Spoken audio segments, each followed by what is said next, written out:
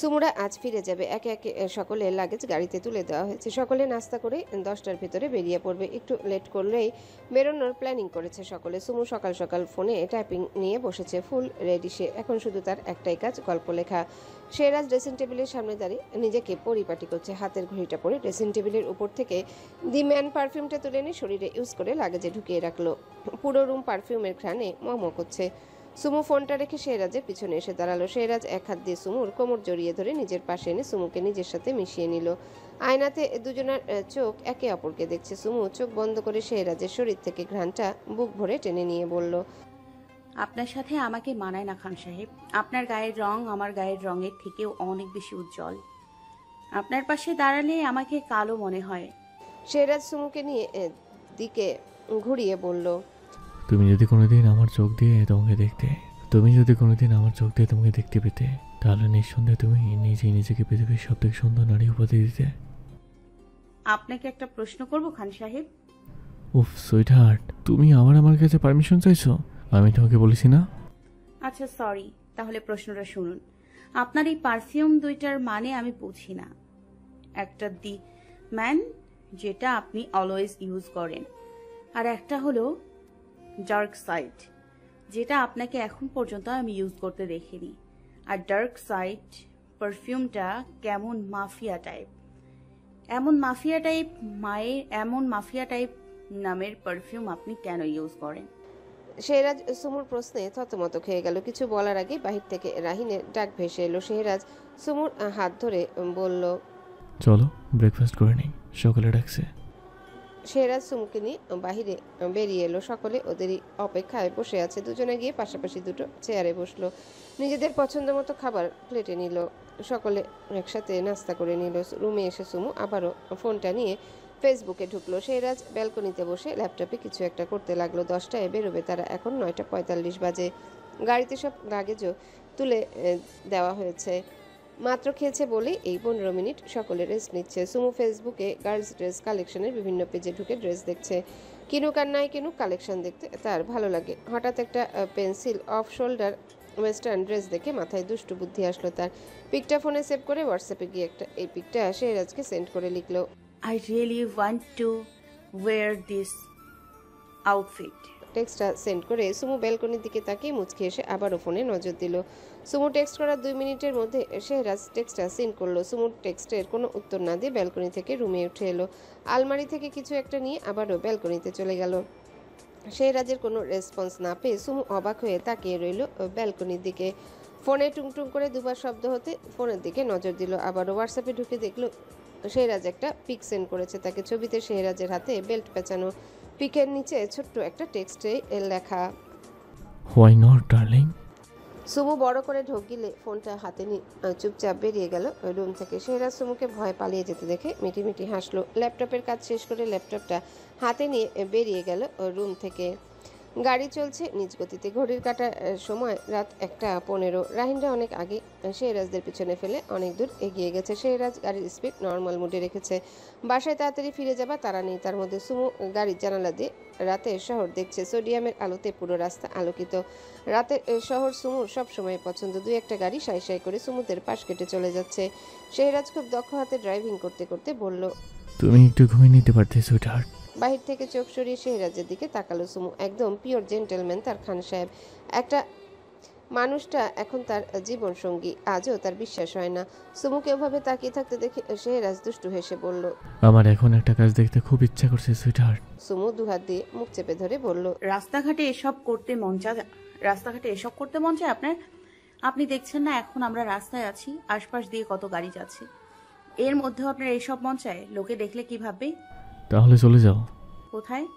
যেখানে কেউ দেখতে পারবে না সেখানে। আপনি কি বিয়ের আগে থেকে এমন অসভ্য ছিলেন নাকি বিয়ের পরে হয়েছেন? দুটো দুষ্ট কথা বললাম বলে তুমি আমাকে অসভ্য উপাধি দিলে, আর কাজের বেলা তুমি আমাকে আর কি উপাধি দিতে? গড নোস।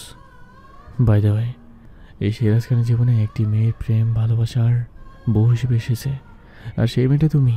আর অসভ্যতামি আমি শুধু আমার সেই বউর সাথে করি। তাই বলে রাস্তায়? ঠোঁট থেকে আরেকটা সরম, আমি এখন তোমাকে চুমু খাবো না। শেহরাজ খান যেখানে সেখানে রোমান্স করে না। তাহলে আপনি যে বললেন কিছু একটা করতে ইচ্ছে করছে, তাহলে সেটা কি? তোমাকে কোলের উপর বসিয়ে লজ্জা দিতে ইচ্ছে করছে। সুমু ভ্রু কুচকে তাকালো শেহরাজের দিকে। শেহরাজ পুনরায় বলল, এখন তোমাকে কোলের উপর বসালে আমার গাড়ি ড্রাইভ করা বাদ দিয়ে অন্য কিছু ড্রাইভ করতে ইচ্ছে করবে, তাই আপাতত কোলের উপর বসালাম না। অ্যান্ড মোস্ট ইম্পর্টেন্ট, তোমাকে তো সবার আগে আমার টাচের যোগ্য হতে হবে, তাই এই ইচ্ছাটাকে দমিয়ে রাখলাম। সুমু একটু চেঁচিয়ে বলল। চুপ করুন। শেহরাজ বাঁকা হেসে বলল, চুপ করলে তোমাকে লজ্জা দিব কি করে সুইট হার্ট? আমাকে লজ্জা দিয়ে কি পান আপনি? শান্তি। তোমার লজ্জামাখা মুখটা দুনিয়ার সব থেকে বেশি লোভনীয়, সুদর্শন, শান্তিপূর্ণ, আবেদনময় জিনিস, যেটা দেখলেই শেহরাজ খান শান্তি পায়। একটু থামলো শেহরাজ, হ্যান্ড ঘড়ি থেকে সময়টা চেক করলো। সুমু জানালা দিয়ে বাহিরে তাকিয়ে বলল, স্টপ দ্য কার খান সাহেব, হোয়াই? প্লিজ থামান। শেহরাজ গাড়ির ব্রেক কষলো। গাড়ি থামাতেই সুমু গাড়ি থেকে নেমে দাঁড়ালো। রাস্তাটা শুনশান। সুমু পায়ের থেকে জুতা খুলে গাড়িতে রাখতে যেতে শেহরাজ জুতা জোড়া সুমুর হাত থেকে নিয়ে নিল। বা হাতে জুতো জোড়া ধরে ডান হাত দিয়ে সুমুর হাত ধরে আস্তে আস্তে সামনের দিকে হাঁটা ধরলো। দুজনেই হেঁটে গাড়ি থেকে অনেকটা দূরে চলে আসলো।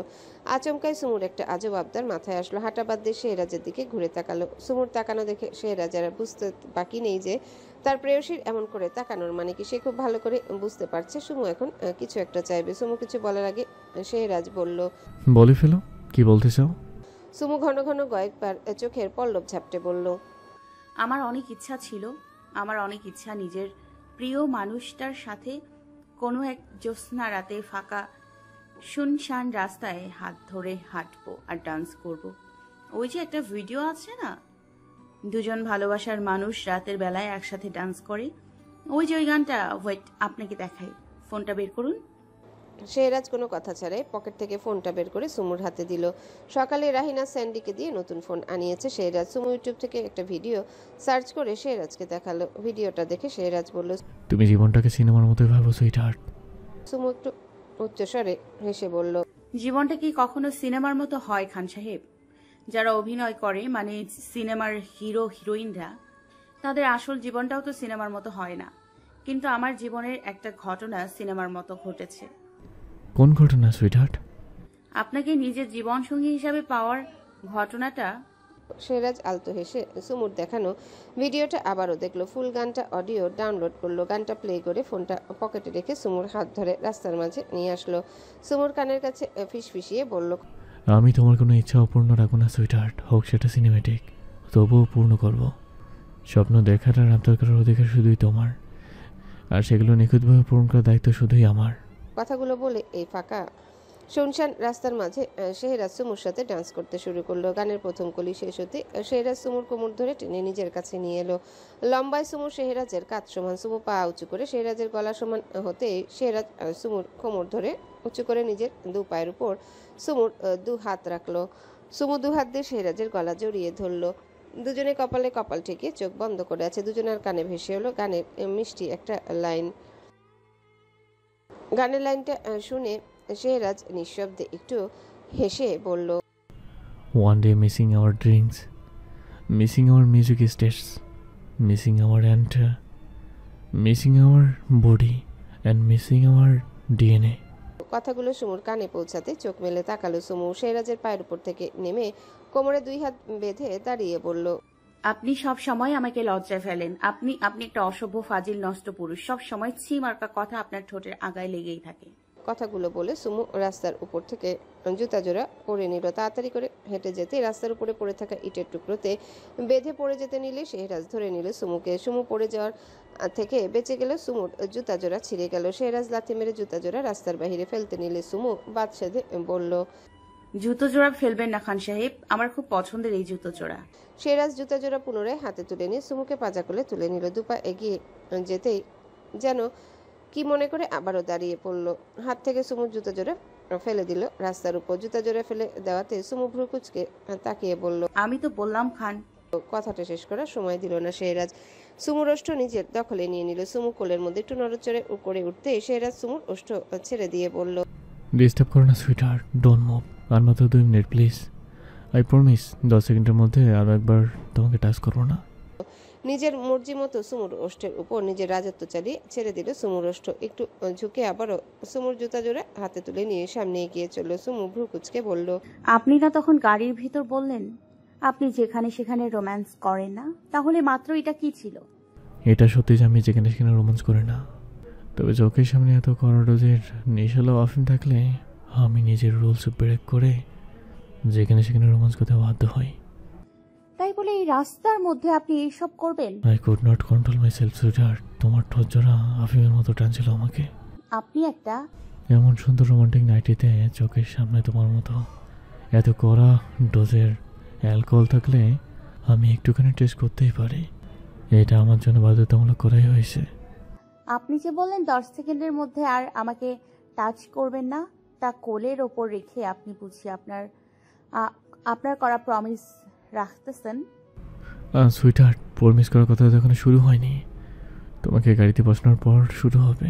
দেখেছো তোমার জন্য আমি কত বড় স্যাক্রিফাইস করলাম। পুরো 10 সেকেন্ড আমি তোমাকে টাচ করানো। এই সুইটার, 10 সেকেন্ড অনেক বেশি হয়ে যায়। 5 সেকেন্ড করি, হ্যাঁ?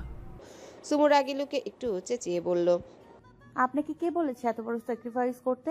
এত বড় স্যাক্রিফাইস করে তো আপনি আমাকে উদ্ধার করে দেবেন। আচ্ছা 10 সেকেন্ড থাক, আমি নয় একটু কষ্ট সহ্য করে নেব। সুমু আর কিছু বলল না। এই লোকটার মুখ খুললে চিমার্কা কথা ছাড়া ভালো কোনো কথা বলে না। এই ভেবে সুমু চুপচাপ শেহরাজের বুকের মধ্যে মুখ লুকিয়ে চোখ বন্ধ করে রইল। শিকদার বাড়িতে আজ আবারও রান্নার ধুম পড়েছে। আনোয়ার শিকদারের মেয়ে জামাই আজ আসবে। তবে এত মেনু সব করা হচ্ছে সুমু আর শেহরাজের জন্য। কাল অনেক রাত করে ফিরেছে রাহিনরা। সুমুর বিয়ের দিন এত কাণ্ড ঘটাতে কেউ খুব একটা আনন্দ করতে পারেনি, আর খাওয়া দাওয়া তো কারোই ঠিক মতো হয়নি। তাই আজ সকাল সকাল আনোয়ার সাহেব, রিসাদ সাহেব, শামীম সাহেব তিনজনে মিলে জমিয়ে বাজার করে এনেছেন। খুশি বেগম আর মিনা বেগম আজ মেয়ে জামাই আসতে শুনে রান্না খুশি মনে জমিয়ে করছেন। খুশি বেগম 3 দিন পর রিসাদ সাহেব আবারও দুবাইতে ফিরে যাবেন বলে হাত লাগিয়েছেন। বলা যায় এখন ভাবি ননদরা মিলে জমিয়ে রান্না করছেন। শেহরাজরাকেও বাসায় নিয়ে সকলে মিলে কোথাও একটা বেরিয়েছে। সুমু বেডের উপর শুয়ে গল্প লেখায় ব্যস্ত আছে। হঠাৎ কিছু একটা মনে করে টাইপিং বন্ধ করে দিল। বেড ছেড়ে উঠে দরজাটা আস্তে ভিজিয়ে দিয়ে আবার ফোনটা হাতে নিয়ে ইউটিউবে ঢুকে তেরেলিয়ে গানটা প্লে করলো। ওড়নাটা কোমরে বেঁধে ডান্স শুরু করলো রুমের মধ্যে। তার খান সাহেবকে পেয়ে যাওয়া উপলক্ষে এটা তার একান্তই একার সেলিব্রেশন। শেহরাজ রুমের মধ্যে ঢুকতে গিয়েও দাঁড়িয়ে পড়লো। রুমের বাহির থেকে আস্তে করে দরজাটা ঠেলে উকি দিয়ে সুমুর কাণ্ড দেখে কপাল কুচকে ফেললো। পকেট থেকে ফোনটা বের করে 30 সেকেন্ডের একটা ভিডিও ক্লিপ নিল। গানটা অর্ধেক হতে রুমের দরজা খুলে ভেতরে ঢুকে দরজার সাথে কাঁধ ঠেকে 2 হাত বুকের সাথে বেঁধে দাঁড়িয়ে রইল। সুমু এখনো খেয়াল করেনি শেহরাজকে। ডান্স করতে করতে আয়নার দিকে চোখ পড়তে চোখ কপালে উঠল সুমুর। তাড়াতাড়ি করে কোমর থেকে ওড়না খুলে গায়ে জড়িয়ে গানটা বন্ধ করে দিল। শেহরাজ 2 হাত পকেটে গুজে ধীর পায়ে হেঁটে সুমুর পেছনে এসে দাঁড়িয়ে বলল, এই অসময়ে এইভাবে ড্যান্স কেন করছো তুমি?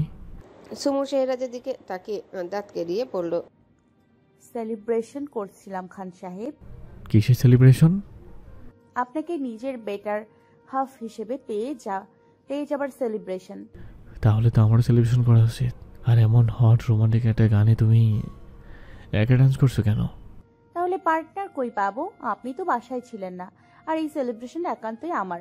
শেহরাজ পকেট থেকে ডান হাত বের করে সুমুর দিকে বাড়িয়ে দিয়ে বলল, can I be your dance partner madam? Sumu শেহরাজের হাতের উপর হাত রেখে মুচকি হেসে বলল, ऑफ कोर्स, सिर्फ ऐसे नहीं, आपको तो मैं अपने इशारों पर भी नचाऊंगी। সুমুর কথায় শেহরাজ মুচকি হেসে সুমুর কানের কাছে মুখ নিয়ে ফিসফিসিয়ে বলল। আর মেয়ে আপকা আপনি ব্যাট পার। শেহরাজের শেমলেস অসভ্য মার্কা কথাগুলো শুনে সুমু এখন আর অবাক হলো না, বরং গায়ে জড়ানো ওড়নাটা সুন্দর করে মাথায় দিল। একটা চুলও যাতে না দেখা যায় এমনভাবে ওড়নাটা মাথায় পরে নিয়ে বলল, আস্তাগফিরুল্লাহ। 2 হাত দিয়ে মোনাজাত ধরে রুমের ছাদের দিকে তাকিয়ে আবারও বলল, হে আল্লাহ, তুমি তোমার সকল বান্দাকে হেদায়েত দান করো, আমিন। শেহরাজকে শার্টের হাতা ফোল্ড করতে দেখে এক ছুটে বের হয়ে গেল রুম থেকে। শেহরাজ বাঁকা হেসে ওয়াশরুমে চলে গেল ফ্রেশ হতে। ডাইনিং টেবিলে সকলে উপস্থিত। আজ 2 মেয়ে জামাইকে বসিয়ে খাওয়ানো হবে। শেহরাজ আর নয়ন, আনোয়ার সাহেব, রিসাদ সাহেব, শামীম সাহেব আর ইফতিয়াক সাহেবকে জোর করে বসিয়েছে তাদের সাথে। আইয়ুব সামিয়ারা পরে খাবে বলেছে। ইফতিয়া, রাইসা, তিশা, রাইফও বসেছে সুমুদের সাথে। রাইফ আর তিশা খাবার নিয়ে সোফায় চলে গেছে। তারা দুজন টিভি দেখবে আর খাবে। শেহরাজের পাশে সুমু, সুমুর পাশে মাইশা, আর মাইশার পাশে নয়ন বসেছে। শেহরাজের মুখোমুখি ইফতিয়া বসেছে আর সুমুর মুখোমুখি রাইসা। দুই জামাইয়ের সব পছন্দের খাবার রান্না করা হয়েছে আজ। হাসি বেগম আর মিনা বেগম খাবার পরিবেশন করছেন। খুশি বেগম সোফায় বসে আছেন। ইফতিয়া খাবার মাঝে পা দিয়ে শেহরাজের পায়ে খোঁচা মারলো। কাজটা এত তাড়াতাড়ি করলো আর মুখের ভাবটা এমন করে খাচ্ছে যাতে শেহরাজ আন্দাজ না করতে পারে খোঁচাটা কে মেরেছে। শেহরাজের কোনো রিয়াকশন না পেয়ে ইফতিয়া মাথা তুলে তাকালো, কিন্তু অদ্ভুত ব্যাপার, শেহরাজকে দেখে তেমন কিছুই বুঝলো না। ইফতিয়া মনে মনে খুশি হলে ভেবে যে শেহরাজ কিছুই বুঝতে পারেনি। ইফতিয়া আবারও একই কাজ করতে হঠাৎ সুমু উঠে দাঁড়ালো। হাসি বেগমের উপর একটু চেঁচিয়ে বলল, মুরগিটা কে রান্না করেছে আম্মু? আমি? কেন, কি হয়েছে? তুমি জানো না আমি মুরগি বেশি ঝাল খাই। আজ মুরগি রান্নাটা একটু বেশি ভালো হয়নি, একটুও ভালো হয়নি, আমি আর খাবো না। হাসি বেগম ভ্রু কুঁচকে বললেন, আজ সকলে খাবে বলে ঝাল কম দিয়েছি। একদিন একটু ঝাল কম হয়েছে বলে তুই না খেয়ে রাগ করে উঠে যাবি? হ্যাঁ যাবো আম্মু।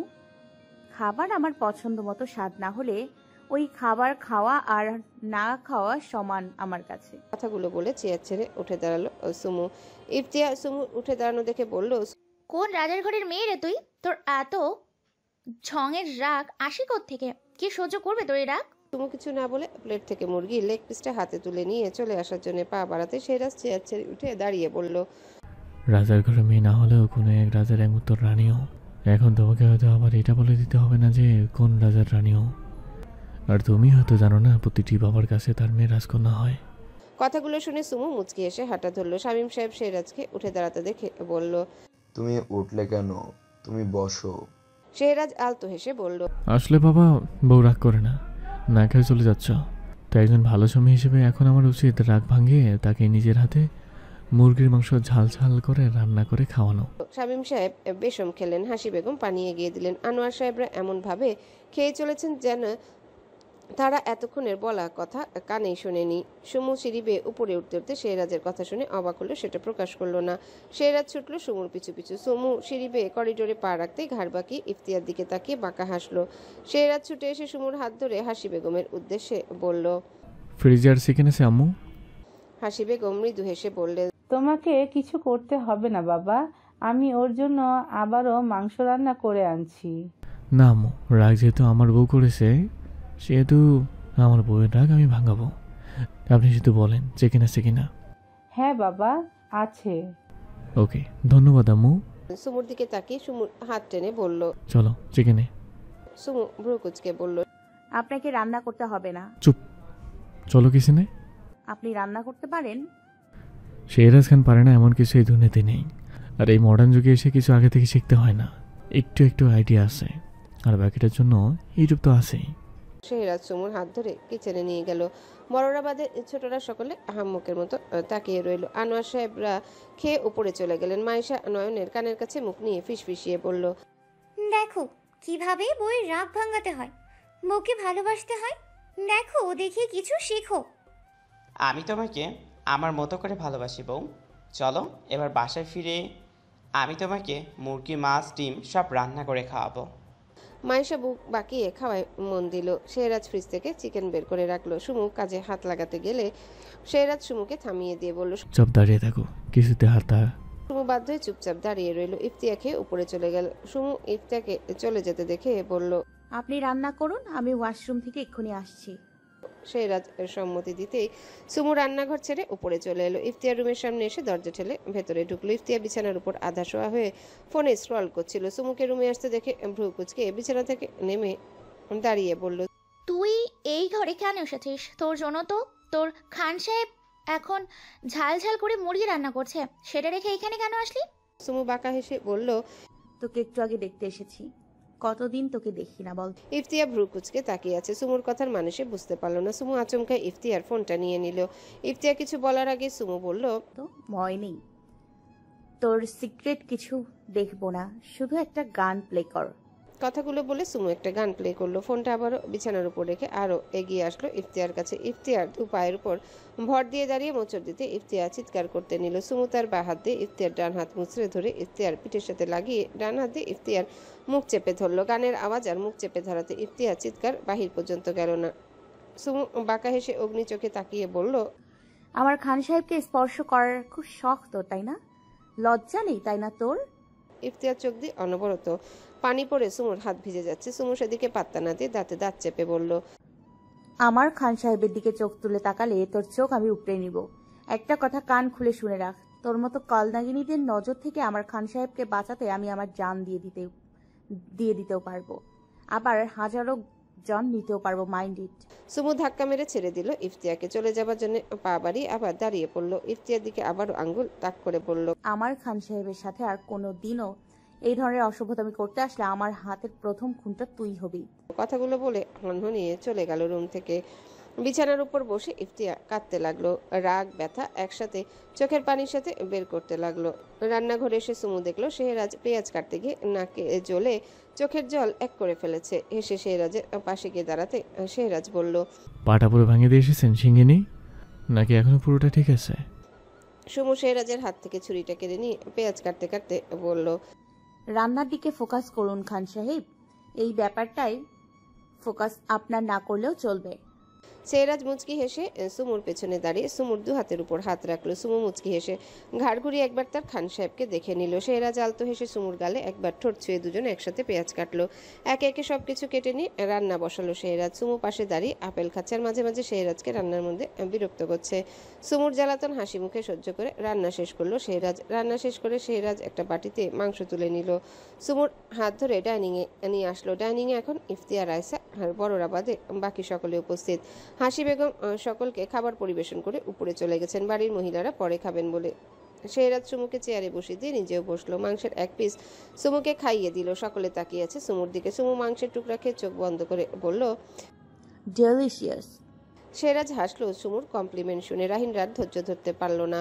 রান্নাঘর থেকে শেহরাজের বাকি রান্না করা চিকেন টুকু এনে সকলে মুখে পড়লো। সকলে খেয়ে খুব ভালো ভালো রিভিউ দিল। সেই সাথে শেহরাজের পিছনে লাগলো সুমু, সামিয়া, নাজমিন, তিশা, মাইশা, রাইফ হাসছে ওদের দুষ্টুমি দেখে। বিকালের মিষ্টি রোদ পরিবেশটাকে আরও মিষ্টি করে তুলেছে। সুমু ছাদে মাদুর বিছিয়ে পেন্সিল পেপার নিয়ে বসেছে। মন তার ছবি আঁকাতে খুব মন দিয়ে সুমু স্কেচ করছে, তার খান সাহেবের স্কেচ। শেহরাজ ফোনে কথা বলতে বলতে ছাদে আসলো। সুমুকে ছাদে দেখে দাঁড়িয়ে গেল। কল কেটে নিঃশব্দে হেঁটে এসে সুমুর পাশে বসলো। পাশে কারো উপস্থিতি টের পেয়ে সুমু ঘাড় কাত করে তাকালো। পাশে শেহরাজকে বসে থাকতে দেখে মুচকি হেসে আবারও স্কেচে মন দিল। শেহরাজ একটু ঝুঁকে স্কেচটা ভালো করে দেখে বলল, তুমি খুব সুন্দর স্কেচ করো সুইট হার্ট, তবে আমি তোমার থেকে বেশি সুন্দর করে স্কেচ করতে পারি। সুমু অবাক হয়ে তাকালো শেহরাজের দিকে। আলতো হেসে বলল, হ্যালো বন্ধুরা, পরবর্তী পার্ট খুব তাড়াতাড়ি আসবে, তো সবাই অপেক্ষায় থাকো।